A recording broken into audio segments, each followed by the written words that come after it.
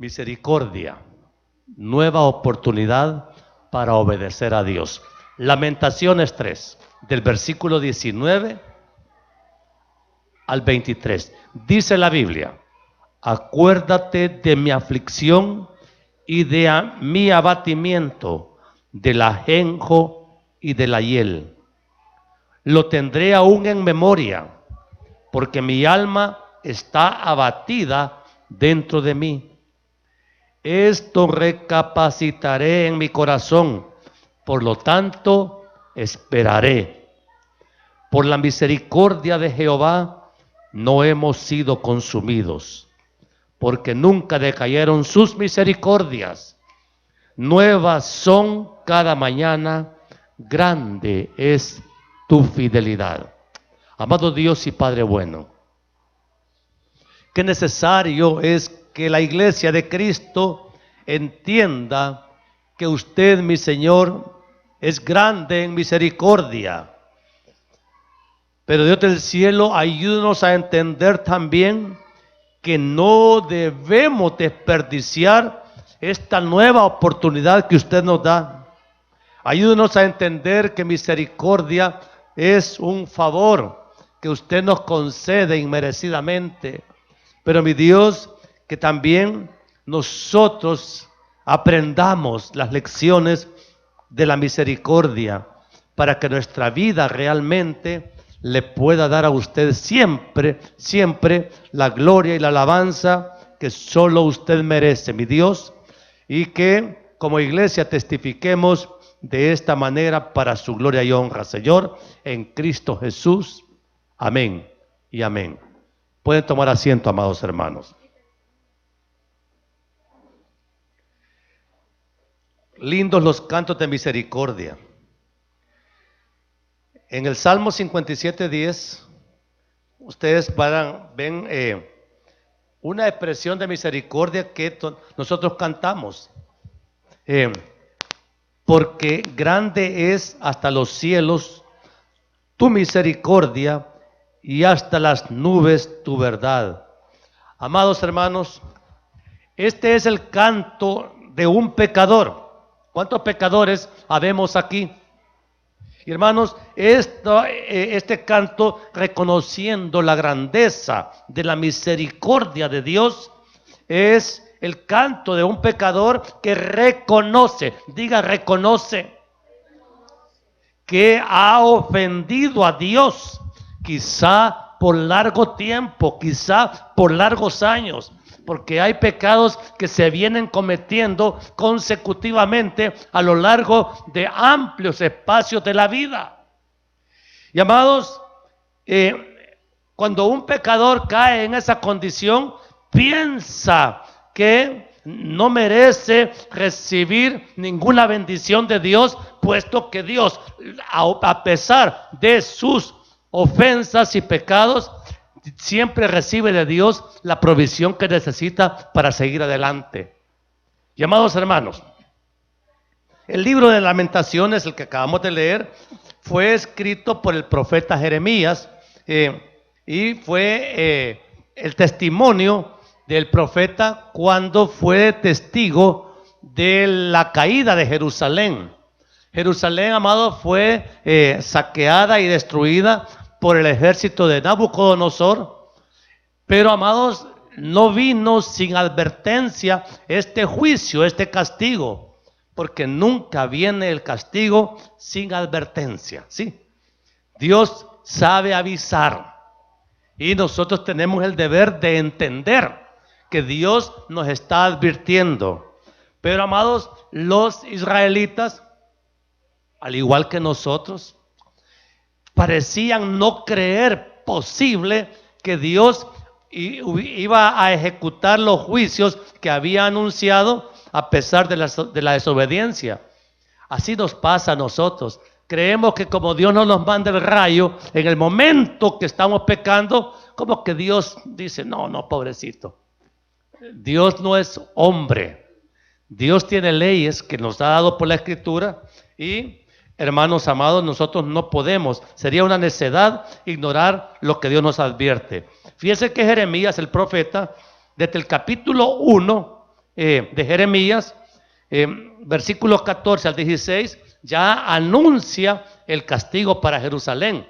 O sea, muchísimos años antes de que viniera este castigo, el profeta lo anuncia. Jeremías 1:14, me dijo, ¿quién? Jehová, del norte se soltará el mal sobre todos los moradores de esta tierra. Porque he aquí, yo convoco a todas las familias de los reinos del norte, dice Jehová, y vendrán y pondrán cada uno su campamento a la entrada de las puertas de Jerusalén y junto a todos sus muros en derredor y contra todas las ciudades de Judá. Pregunta, ¿está advirtiendo el Señor? Se entiende que Dios les está diciendo que del norte, los babilonios que vinieron del norte, aquí están profetizados. Y amados hermanos, hay un refrán en el mundo que dice, a buen entendedor, pocas palabras. Entonces, no hay peor ciego que el que no quiere ver. Dios le estaba diciendo aquí a su propio pueblo escogido, si se siguen portando mal, los voy a castigar. ¿Y qué hicieron ellos, hermano? Sencillamente dijeron, no creo que el Señor haga eso. No creo. Si aquí en Jerusalén está el gran templo de Salomón, ahí en ese templo habita la gloria de Dios. ¿Cómo pues va a destruir el Señor esta ciudad si ahí está su gloria en el templo? Pero amados hermanos, como Dios no está jugando con sus promesas, ¿sabe qué hizo Dios? Eso está escrito en el libro de Ezequiel, capítulo 10. Ahí está, la gloria de Jehová abandona el templo. Ok, ¿qué era lo maravilloso de ese templo? Porque era ostentoso en gran manera. Oro, marfil, maderas preciosas. Pero lo más importante era que la gloria de Dios estaba habitando en él. Y, amados, si la gloria de Dios hubiera estado habitando en el templo, sin duda nadie lo hubiera podido destruir. Pero ¿qué hizo Dios? En vista de que el pueblo seguía con su mala conducta, con su rebelión, con su idolatría, entonces el profeta Ezequiel anuncia la gloria de Jehová abandona el templo y está ampliamente citado. Por lo tanto, si ya no había gloria de Jehová en el templo, ¿qué era entonces eso? Más que un edificio. Y ya podía ser destruido. Amados hermanos, estas son enseñanzas que nosotros no debemos de descuidar. Dios sabe bien cómo hacer las cosas, sabe bien cómo ejecutar sus juicios, sabe bien cómo advertir. Dios sabe ser oído. Isaías 1, 21 dice que empezando el libro de Isaías, dice el título de la porción es Juicio y Redención de Jerusalén. Y dice el 21, ¿cómo te has convertido en qué? En ramera, oh ciudad fiel. Llena estuvo de justicia, en ella habitó la equidad. Pero ahora los homicidas. Hermanos, ¿por qué Jerusalén había caído en eso? Porque hermanos, miren, les estaba pasando a los habitantes de Jerusalén que habían hastiado a Dios. Diga, a Dios lo podemos hastiar con nuestro mal comportamiento. Y dice eso la Biblia. Isaías 1:11. Dice, ¿para qué me sirve, dice Jehová, la multitud de vuestros sacrificios? ¿Qué dice después? Hastiado estoy de holocaustos de carneros y de cebo de animales gordos. No quiero sangre de bueyes, ni de ovejas, ni de machos cabríos. ¿Quién demanda esto de vuestras manos cuando venís a presentaros delante de mí para hollar mis atrios? No me traigáis más vana ofrenda. El incienso me es abominación. Y ahí sigue Isaías declarando cómo Dios abomina el falso culto que su propio pueblo le estaba ofreciendo. Y amados hermanos, lo que quiero decir con todo esto es que a pesar de estas rebeliones que Jerusalén estaba teniendo contra Dios, la historia nos cuenta que Jerusalén en esos momentos de gran pecado era una ciudad muy próspera, había mucho dinero. Mire, una de las experiencias históricas o las experiencias que la historia nos enseña es que cuando hay abundancia de dinero, cuando hay abundancia de prosperidad, hay también abundancia de pecado. Qué tremendo, ¿verdad? Como que el pecado y la santidad no congenian mucho. Porque, amado, así estaba Jerusalén. No, y como tenían dinero, como tenían pisto, pues, entonces decían, estamos bien, Dios nos bendice. Cuidado con el engaño que trae la prosperidad material. Muchas veces la prosperidad material es la puerta al infierno. Y así estaba Jerusalén. Por lo tanto, lo que podemos observar es que el pueblo de Dios continuaba su desobediencia a su antojo a Dios, como siempre lo había hecho, y pensaban pues que Dios no iba a decir nada. Error, error. Diga error. Se va a burlar de Dios, hija. Nadie puede hacerlo. Nadie. La factura vino. Estaba anunciada y vino para Jerusalén.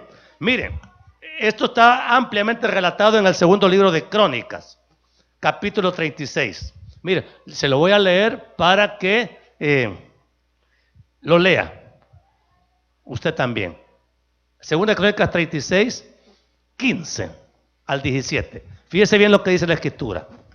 Y Jehová, el Dios de sus padres, envió constantemente palabra a ellos por medio de sus mensajeros, porque él tenía ¿qué? Misericordia de su pueblo y de sus habitantes. Mas ellos hacían escarnio de los mensajeros de Dios y menospreciaban sus palabras, que hacían burlando de sus profetas, hasta que subió la ira de Jehová contra su pueblo. Y oiga bien, y no hubo ya remedio. Y el 17 es el clave. Por lo cual trajo contra ellos al rey de los caldeos, que mató a espada a sus jóvenes en la casa de su santuario, sin perdonar joven, ni doncella, anciano, ni decrépito. Todos los entregó en sus manos. ¿Cumplió Dios lo que había anunciado? Ok. Y eso que la porción dice que en su gran misericordia Él les envió palabra por medio de sus profetas. Pero una vez más, hermano, vemos que la misericordia ahí es donde empieza a obrar, a manifestarse. Porque, amados hermanos, el libro de Lamentaciones es precisamente eso. Es un relato de las tristezas que el pueblo estaba sufriendo por causa del juicio que le había venido. Lamentaciones 1 y 2 dice, mire, ahí está, así comienza el libro del profeta Jeremías en Lamentaciones. ¿Cómo ha quedado sola la ciudad populosa? La grande entre las naciones se ha vuelto como viuda. La señora de provincias ha sido hecha tributaria. Amargamente llora en la noche y sus lágrimas están en sus mejillas. No tiene quien la consuele de todos sus amantes. Todos sus amigos le faltaron, se le volvieron enemigos. Amados hermanos, ahí es donde vemos nosotros, ahí es donde un pecador caído, vencido por el juicio de Dios, no tiene otra opción más que clamar, ¿qué cosa? Misericordia. Porque, amados, después de que le pasó a usted encima la aplanadora, no le queda otra. Ok. Entonces, hermanos, uno piensa que el fin ha llegado. Jerusalén misma, la capital del pueblo de Dios, ha de haber dicho, hasta aquí llegamos, se acabó Jerusalén y ahora pues quedó esto desolado para siempre, como muchas ciudades antiguas quedaban después de una destrucción así. Pero ahí es donde se manifiesta el Dios de la misericordia. Después de una gran tonelada de pecados, largos años de pecado, siglos. Y amados, Dios cumplió lo que nos dice también a nosotros hoy. Ponte a cuentas ahora, ponte a cuentas ahora. Si no lo haces, yo te voy a visitar, pero ya no voy a ir con una sonrisa amorosa, sino como con el látigo de la justicia. Amados, si no le ha llegado todavía, tenga por seguro que le va a llegar, porque de Dios nadie se escapa. ¿Sí? Amados hermanos, entonces tenemos que entender cómo opera la misericordia de Dios. ¿Qué significa misericordia? Mire, óigalo bien y entiéndalo, por favor. Misericordia es la concesión soberana de Dios que nos permite seguir vivos a pesar del pecado, con el fin de llegar a obedecerle. Si grande es el pecado del hombre, mayor es la misericordia de nuestro Dios. O sea, hermano, entendamos una cosa y entendámosla bien y de un solo planazo, si usted quiere expresarlo así. Si usted está vivo hoy y yo estoy vivo hoy, es simplemente por misericordia de Dios. ¿Entiende? Por misericordia. Solo estar vivo, aunque esté enfermo, quebrado, abandonado, apaleado, pero está vivo todavía, está recibiendo la misericordia de Dios. Eso es misericordia, porque la paga del pecado, ¿qué es? La muerte. Y usted no está muerto todavía. Pero amados, quiero que entienda eso, que el profeta Jeremías estaba viendo la destrucción de Jerusalén. Mire, y el segundo libro de Crónicas, y está muy relatada en la Biblia la destrucción de Jerusalén. Y habla de cómo realmente cuando llegó este ejército enemigo, no tuvo la mínima piedad con nadie. Y lo acabo de leer. Ancianos, jóvenes y niños fueron muertos. ¿Y qué clase de muerte les habrán dado, hermano? En aquel tiempo habían espadas. ¿Cómo mata una espada? Decapitando. ¿Cómo mata una lanza? Atravesando. Y amado hermano, eran muertes crueles, sangrientas. Las ciudades se bañaban en sangre. Y habían niños también. Y algunos han de decir, qué injusto este Dios, que permite que los niños tiernos o los jovencitos mueran. ¿Qué culpa tienen ellos? Usted lo va a juzgar a Dios jamás, hermano. Mira, amado, y voy a hacer un paréntesis ahorita.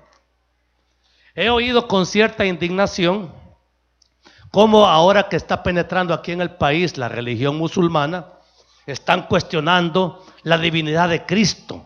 Están cuestionando la autoridad que tiene Dios para hacer lo que Él quiera hacer. Están cuestionando la Trinidad, porque ellos no creen en la Trinidad y no creen que Cristo es Dios y no creen que existe infierno eterno. Amados hermanos, y se ponen a cuestionar la Biblia con una gran prepotencia, porque ahora hay gente que tiene mucho poder en el país y cuestiona la palabra de Dios. ¿Quién les ha dado a ellos autoridad para juzgar a Dios? ¿Quién se atreve a poner a Dios en el tribunal de juicio? Pero amado, eso está pasando hoy aquí en El Salvador. Y nosotros como iglesia tenemos la responsabilidad de conocer a fondo las doctrinas fundamentales de la iglesia, la doctrina de la Trinidad. Amados, la vamos a explicar aquí en la iglesia. Ojalá que usted venga ese día. Vamos a explicar la doctrina de la divinidad de nuestro amado Salvador Jesucristo, para que usted sepa cómo enfrentar estas cosas. Porque, amados hermanos, realmente yo no me extraño de que la iglesia sufra persecución. Y eso es parte de la misericordia de Dios, porque por lo menos hay iglesia a la que perseguir. Pero cuando ya no hay iglesia que perseguir, es porque el final ha llegado. Y la iglesia somos nosotros. Entonces, hago este paréntesis para que ustedes estén alertas ya. Y si no conocen realmente lo que Dios quiere decir en su palabra, capaz que de aquí van a salir algunos a seguir a los islámicos. Mire, hay un video que me enseñaron a mí que me dejó espantado. Un pastor del Taber, reconociendo abiertamente que el Islam es la religión verdadera, que Jesucristo no es Dios y que la Trinidad es un mito. Eso está circulando ahora en redes sociales. Y nosotros no tenemos, ¿y cómo defendemos eso? Entonces estudiemos la palabra, hermanos. Porque si no, nos va a venir juicio por no contender ardientemente por la fe que una vez nos ha sido dada. ¿Estamos hablando claro? Este es un comercial importante, hermanos. Bien, el profeta Jeremías fue testigo de la misericordia de Dios. Él vio a la gente morir, él vio las casas derribadas y aún más, él vio el templo de Salomón hacerse pedacitos. Y cómo los babilonios fundieron el oro de sus paredes para llevarse el oro y el bronce y todo material precioso hasta Babilonia. Miren, hermanos, pero miles de judíos murieron en ese asedio. O sea, hermanos, que los judíos que murieron ahí no recibieron misericordia del Señor. Ellos recibieron el juicio. La misericordia la testificamos los que estamos vivos, ¿sí? El muerto no puede testificar de misericordia. Y Jeremías había sido contado entre los vivos y él decía: por la misericordia de Jehová no hemos sido consumidos. O sea, no hemos sido muertos. Todavía podemos testificar la grandeza de Dios. Eso es misericordia. Amados, el acto mayor de misericordia que Dios ha tenido con la humanidad entera se llama Jesucristo. No hay nada que supere la misericordia de Dios al darnos a Cristo Jesús para salvar al mundo por los pecados. Y eso es por medio de la fe. El que cree será salvo y el que no cree será condenado. Amado, esa no es mi ley, es la ley de Dios y esa ley es inmutable, no cambia y se va a cumplir y se está cumpliendo. Pero ¿qué, amados, no significa misericordia? Mire, hermano, misericordia no significa, oiga bien, consentimiento del pecado. Diga: Dios no va a consentir mi pecadote para siempre. Dios no lo va a pasar por alto. Dios, amados, va a castigar el pecado, porque el pecado lo único que merece es castigo de Dios. Para eso ha dejado Dios su santa ley, para que usted la conozca, la crea y la obedezca. Mire, en Nahum 1, 2 y 3 dice la Biblia que Dios no va a tener por inocente al culpable. Dios es tardo para la ira, lento para la ira y grande en misericordia. Pero la misericordia de Dios, finalmente, amados, trae su consecuencia. ¿Sí? Esto no es invento. Ahora, misericordia tampoco significa, oiga bien, en esto quiero que ponga atención. Misericordia no significa que no va a haber dolor. O sea, el hecho de que usted esté con una herida casi de muerte, pero está vivo, eso duele. Entonces, y Dios está siendo misericordioso porque usted todavía no se ha muerto. No significa misericordia que no va a haber pérdida. Mire, en Jerusalén hubo muerte y hubo destrucción material. Y Jeremías estaba diciendo: por la misericordia de Jehová no hemos sido consumidos. Hermanos, a pesar del dolor, de las pérdidas, de la destrucción, de la aflicción, amado, a pesar de que Jerusalén quedó devastada, mire, amado, la devastación que dejaba un ejército para una ciudad que como Jerusalén era un ejército de más de 100,000 soldados y que tenían la obligación de arrasar. Había maquinaria militar en aquel tiempo que podía arrasar ciudades. Y amados, y todo lo que se movía era sujeto de muerte. Entonces, hermanos, pero algunos no morían. Esos que no murieron fueron los que alcanzaron misericordia. Entonces, El pueblo fue llevado a cautividad. Los que llevaron a cautividad a Babilonia fueron un resultado de la misericordia del Señor. Por ejemplo, Daniel quedó vivo y fue llevado a Babilonia. Ezequiel también quedó vivo y fue llevado a Babilonia por la misericordia del Señor. Y hermanos, cuando uno ve la gran misericordia del Señor, si nosotros hacemos memoria de todo lo que Dios ha hecho en nosotros, hermanos, si nosotros hace años estuviéramos muertos, muertísimos, y estamos vivos porque Dios es misericordioso. Entonces, prácticamente por la gran misericordia de Dios comenzamos nuevamente una etapa de vida. Comenzamos de cero. Diga, comenzamos de cero. O sea, porque cuando se comienza de cero es porque ha habido atrás una pérdida total, ha habido una destrucción total. Ya no hay esperanza. La única esperanza es por estar vivos, y en esa vida que Dios nos concede es una nueva oportunidad para obedecerle a Dios. O sea, ya conocimos la factura por la desobediencia. Llega la misericordia después de todos los juicios que ha causado, y Dios dice: quedaste vivo. ¿Cómo vas a seguir viviendo de aquí en adelante? ¿Vas a lo mismo? Porque, amados, tiene que haber cambios. Cuando uno recibe misericordia, de aquí en adelante tiene que ser una vida mejor, diferente, santa, pura. Una vida auténticamente cristiana, ¿o no? Eso es misericordia. Ahora, que vamos a recibir siempre misericordia, hermano, eso solo Dios lo sabe. Usted recibió misericordia ayer y antier. Y hermanos, y claro, como Dios es tan misericordioso que uno dice: Dios va a tener misericordia otra vez. ¿Es seguro eso? No juegue con Dios. Romanos 9, 14 al 18. Mire, eso vale la pena leerlo.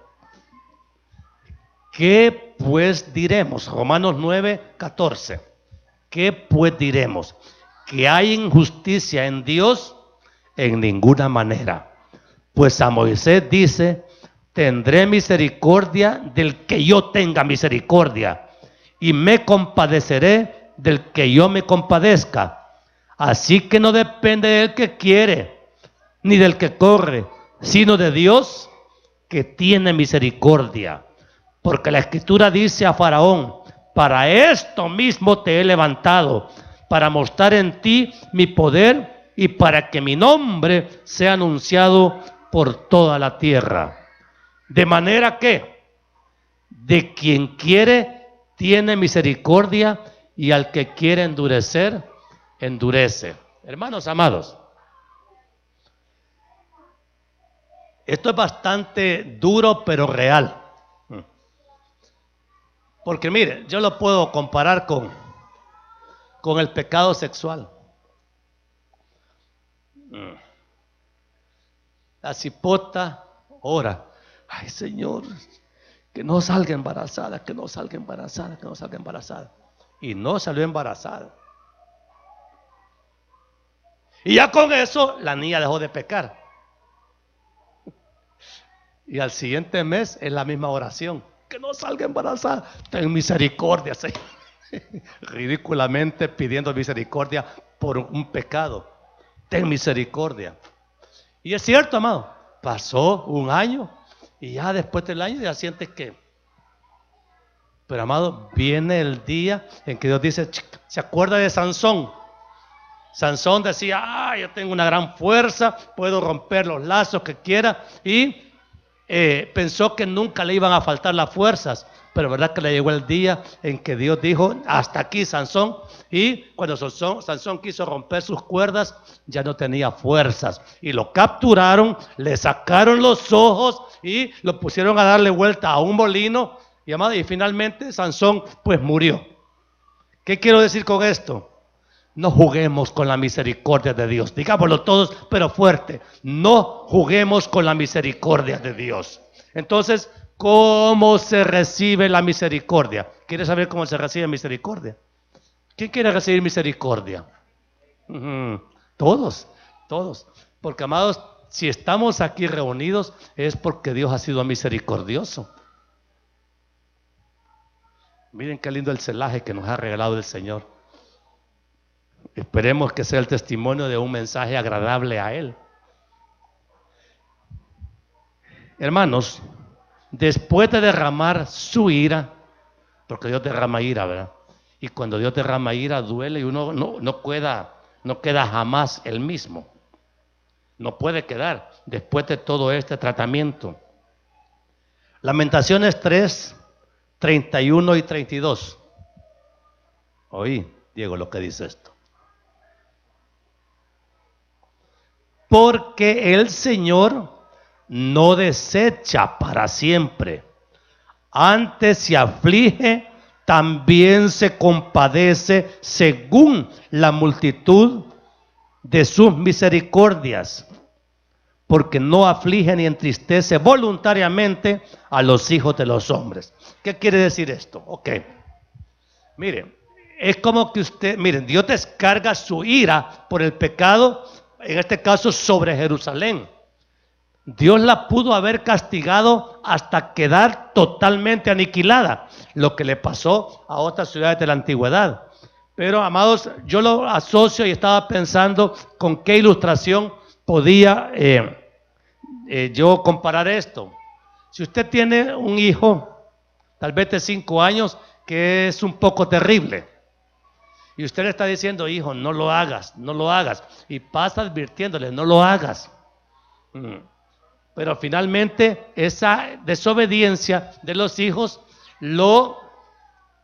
al padre lo provoca a ira y saca quizás el cincho y empieza a darle. Te dije, ya te había dicho muchas veces, y empieza y ¡fao! Y el niño ¡ay, ay, ay! Y empieza ¡fao! Pero a veces, amados, el padre en su ira puede extralimitarse y empieza ¡pau, pau, pau! Descargando la ira.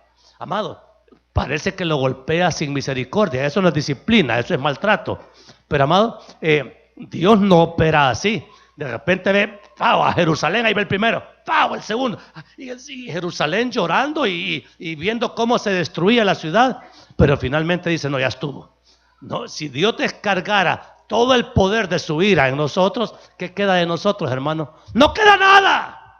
No queda nada. Pero Dios no ha descargado la totalidad de su ira en nosotros porque Él tiene misericordia, porque nos ama. Entonces, amado hermano, la misericordia no se exige. Usted no le puede exigir misericordia a Dios, sino que la misericordia se suplica. Digamos todos, la misericordia se suplica. Se clama a Dios. Vamos a leer un salmo, hermano, para que lo crea. Salmo 123. Es corto, es tremendamente edificante. ¿Qué título tiene ese salmo, hermano? Plegaria pidiendo misericordia. Hermana, ¿qué es una plegaria? Una oración suplicante. Fíjese bien lo que dice. Este es los cánticos graduales. A ti alcé mis ojos, a ti que habitas en los cielos. He aquí como los ojos de los siervos miran a la mano de sus señores, y como los ojos de la sierva a la mano de su señora, así nuestros ojos miran a Jehová nuestro Dios, hasta que tenga misericordia de nosotros. Ten misericordia de nosotros, oh Jehová. Ten misericordia de nosotros, porque estamos muy hastiados de menosprecio. Hastiada está nuestra alma del escarnio de los que están en holgura y del menosprecio de los soberbios. Lindo, ¿verdad? Ahí está, hermano, el pecador está suplicante. Sabe que no la merece, porque la misericordia no la merecemos. Dios la concede. porque Él es bueno y porque para siempre es su misericordia. Pero hay que suplicarle. Mira, amado, sí, va a haber una consecuencia por el pecado. Eso es inevitable. Pero, amados, en su misericordia Dios concede una segunda oportunidad. Es que Dios, amados, sabe con qué corazón nos humillamos delante de Él. Y eso es importante que lo entienda. La misericordia se pide con corazón humilde. Diga humilde. Porque hay gente que no le sale ni la palabra humilde. Porque están llenos de soberbia. Y entonces, amado, y un soberbio, mire, uno en su soberbia ha recibido misericordia de Dios, pero cuando viene el juicio, cuando viene la factura, uno tiene que humillarse. ¿O no es bueno humillarse, hija? Es necesario, es conveniente. Entonces, con corazón humilde y agradecido, uno tiene que darle gracias a Dios por todo. ¿Se acuerda que Santiago dice que tenemos que estar llenos de gozo cuando estemos sometidos a diversas pruebas? Y amados, no es agradable la prueba, pero es una oportunidad que Dios nos da en su misericordia para aprender a obedecer, porque todo el propósito de Dios es hacer hijos obedientes. Levanten la mano a los hijos obedientes. Hermanos, es bien difícil calificarse uno solito como hijo obediente, pero eso es lo que Dios busca. Quiere hijos obedientes. Mire, Lamentaciones 3:21, así dice lo que acabamos de leer. Esto recapacitaré en mi corazón, por lo tanto esperaré. Recapacitar. Recapacitar. Necesitamos recapacitar. ¿Qué hemos hecho con nuestra vida? Recapacitar. ¿Hemos sido obedientes? ¿Hemos sido santos? ¿Somos puros de intención de corazón?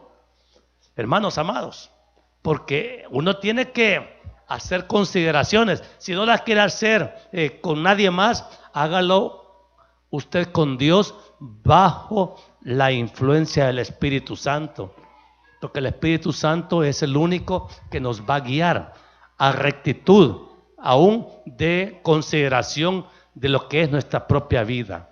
¿Por qué estoy como estoy? ¿Por qué he llegado a esto? ¿Será Dios el culpable? Es que a mí Dios no me dejó caer en este pecado. Mire, hemos llegado al colmo de que acusamos a Dios de que no nos defendió de haber caído en este pecado. No, hermano. Usted no oyó la voz del Espíritu que le dijo, no lo hagas, no lo hagas. El Espíritu gritando, no lo hagas. ¿Y usted qué hacía? Ay, Espíritu Santo, hoy me estorbas. Yo quiero braviar. Yo quiero chambrear. Yo quiero mentir. Yo quiero lo que sea. Entonces, hermano, si usted oyendo la voz del Espíritu Santo, que se entiende que si es cristiano, oye la voz del Espíritu Santo y no le obedece, entonces ¿quién es el desobediente? Hágale así. Nosotros somos los desobedientes, porque, amados hermanos, cuando uno oye la voz del Espíritu, se humilla si el Espíritu Santo es Dios y dice, no, Señor, no puedo seguir haciendo esto, no puedo seguir así en rebelión contra ti. Así como que Dios fuera cualquier cosa y ya no lo respetamos. Y aún así, Dios nos da de comer, nos da vestiditos bonitos, ¿sí? Nos da un trabajo que nos da el sustento para seguir adelante. Pero, amados hermanos, nosotros somos bien desagradecidos. Y como no despertamos de otra manera, sino a través de la sacudida de Dios, después de la sacudida, ¿cómo queda uno, hija? Bien obediente, ¿verdad, hija? Miren, hermanos, otro paréntesis. Cristo está mega a las puertas. Así. Yo realmente le digo, lo espero día a día. Si para algo me sirve la misericordia de Dios, es para que al abrir mis ojos en la mañana diga, Señor, este puede ser el día de tu venida. Y yo vivo anhelando con gozo ese día, ese momento. Amado, más que el instante en que seamos arrebatados y transformados, como la Biblia dice, porque nosotros creo que de eso no lo vamos a percibir, porque va a ser tan rápido. Pero ¿qué es lo que vamos a ver después, hermano Adán? El rostro de Jesús cara a cara con Él. Eso no le impacta a usted, saber que va a estar cara a cara con Él. Digo, si es arrebatado. Si no es arrebatado, el rostro que va a ver es el del anticristo, porque ese ya no tarda en aparecer también. ¿Cuál quiere ver? ¿A Cristo o al anticristo? Uy, ¿quiénes quieren ver al anticristo? ¿Quiénes quieren ver a Cristo? Ahora, hermanos, si vamos a ver a Cristo, es porque Él ha sido misericordioso con nosotros, que nos permitió conocerlo, recibirlo, servirle y adorarlo. Hermano, si no, hermano, porque millones no van a ver el rostro de Jesús, porque no lo conocen, no les interesan, lo menosprecian, se burlan, como dice la Biblia. Pero nosotros somos del equipo de los que la gente nos va a menospreciar. Hay gente que dice que somos tontos por obedecerle a Dios, que somos retrasados mentales por confiar y creer en su misericordia, cuando realmente el mejor camino es el camino que nuestro amado Salvador nos vino a dar. No hay nada mejor que Cristo. Nada, mire, ningún placer terrenal se compara a la delicia de estar en la presencia del Señor eternamente. Ningún placer, ningún dinero. Porque ahora, amados hermanos, usted ve que el mundo promueve el poder adquisitivo y se celebra y se aplaude a aquel que tiene bastante dinero, ¿verdad que sí? Pero aquel que tiene bastante fe, ¿cómo lo ven, hermano? ¿Qué te pasa? El billete es la razón de vivir. Mire, para el mundo el billete es la razón de vivir y morir. Para nosotros en Cristo, Cristo es la razón para vivir y morir. Y mientras estemos en este cuerpo, tenemos que vivir para servirle y para agradecer sus misericordias día a día hasta hoy. ¿Que el Señor es misericordioso? Sí, hermano, grandemente misericordioso. Dios es un Dios de oportunidades. Dios no desecha a nadie que con corazón humilde se acerca a Él. Él conoce los corazones, yo no los conozco, porque aquí todos tenemos cara de piedad, pero Dios reconoce lo que hay en el fondo. Y lo que le quiero animar, hermano, para cerrar este mensaje es: no desperdiciemos la nueva oportunidad que Dios nos ha dado. Dios es misericordioso. No desperdicie la misericordia de Dios. No siga en lo mismo, hermano. No, ya deje eso que a Dios le ofende. No viva usted empleitado con Dios, con quien tiene que estar en paz. Y recuerde que para otros no ha habido misericordia. Hay gente, amado hermano, que yo me lamento grandemente cuando uno le está hablando de Cristo y le está hablando del programa de salvación y dice: en la religión que yo nací, ahí voy a vivir, ahí voy a morir, porque esa es la que recibí de mis padres. Así le dicen a uno. Y el que se va a ir al infierno, según ellos, somos nosotros, porque no creemos en las cosas que ellos dicen. Entonces, hermanos, mantenerse en la fe correcta también es un acto de misericordia de Dios, porque Dios no nos ha permitido equivocarnos, porque como nos ha dejado la guía perfecta de vida, entonces si usted recurre a las Escrituras día a día, se alimenta de la palabra, usted va a creer y va a amar la palabra de Dios y va a recibir misericordia a través del buen entendimiento que tenga de la Escritura. Pero, hermanos, no desperdiciemos este poquito tramo que nos queda para vivir, porque lo que queda ya no es mucho. Yo digo que estas bichas no van a llegar a viejas, no porque son pecadoras, sino porque Cristo ya viene. Sí. ¿Me explico? Y amados hermanos, nuestra oración hoy es: no permita, mi Dios, que siga desperdiciando su misericordia. Ya bastante misericordia ha tenido. Yo le pido, Señor, en el nombre de Jesús, que siga teniendo misericordia de mí, porque soy un vil pecador. ¿Quiénes están dispuestos a orar conmigo esta tarde, pidiéndole al Señor, no misericordia, sino que ya no desperdiciemos su gran misericordia? Póngase de pie el que quiera orar conmigo. El que quiera seguir desperdiciando la misericordia del Señor, quédese sentado. Porque la misericordia la recibimos como una nueva oportunidad. ¿Verdad que sí? ¿Verdad que sí? Una nueva oportunidad. Eso es lo que Dios nos concede a través de su misericordia. Le ruego, amado, que cierre sus ojos y medite, escudriñe sus caminos, escudriñe, revisemos. Padre celestial, amado Dios y Padre bueno, oh bendito Salvador, qué agradecidos estamos por su gran misericordia, porque por su gran misericordia, mi Dios, no hemos sido consumidos. Porque mi Dios, nunca han decaído sus bondades con nosotros.